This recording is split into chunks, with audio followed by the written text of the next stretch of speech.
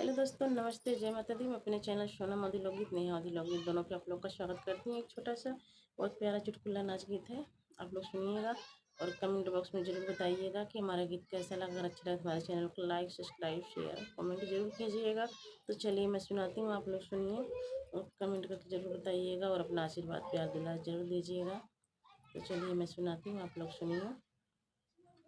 दिलवा की बातिया बताई कैसे, पिया खड़े हैं दुआरवा बोलाई कैसे, पिया खड़े हैं दुआरवा बोलाई कैसे। दिलवा के बातिया बताई कैसे, पिया खड़े हैं दुआरवा बोलाई कैसे, पिया खड़े हैं दुआरवा बोलाई कैसे। चूड़ी खान काऊ बैता सासू जानी जाई हई, चूड़ी खान काऊ बैता सासू जानी जाई हई। माथेवा के बिंदिया देखाई कैसे, पिया खड़े हैं दुआरवा बोलाई कैसे, पिया खड़े हैं दुआरवा बोलाई कैसे। दिलवा के बतिया बताई कैसे, पिया खड़े हैं दुआरवा बोलाई कैसे, पिया खड़े हैं दुआरवा बोलाई कैसे। दिलवा के बतिया बताई कैसे, पिया खड़े हैं दुआरवा बोलाई कैसे। पायल पायल बजाऊ बई जेठानी जानी जाई हई, पायल बजाऊ बई जेठानी जाने जाई हई।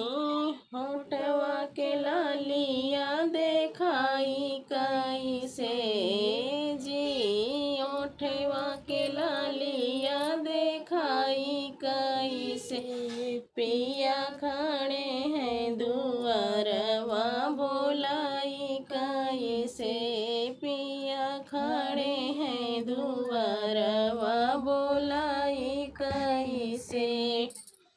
दिलवा के बतिया बताई कैसे, पिया खड़े हैं दुआरवा बोलाई कैसे।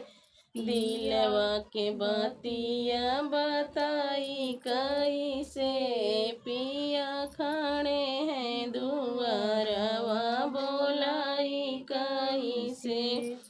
फोनवा करावत देवर जानी जाई हई, फोनवा करावत देवर जानी जाई हई।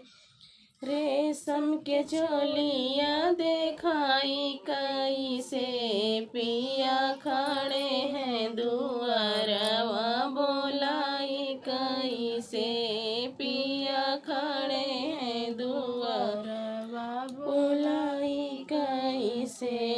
दिलवा के बतिया बताई कैसे, पिया खड़े हैं दुआरवा बोलाई कैसे, पिया खड़े हैं दुआरवा बोलाई कैसे। मर बैसन करिया ननद जानी जाई हई, मर बैसन करिया ननद जानी जाई हई। घूंघटा खोल के देखाई कैसे, पिया खड़े हैं दुआरवा बोलाई कैसे। घूंघटा का खोली के देखाई कैसे, पिया खड़े हैं दुआरवा बोलाई कैसे। दिलवा के बतिया बताई कैसे, पिया खड़े हैं दुआरवा बोलाई कैसे, पिया खड़े हैं दुआरवा बोलाई कैसे।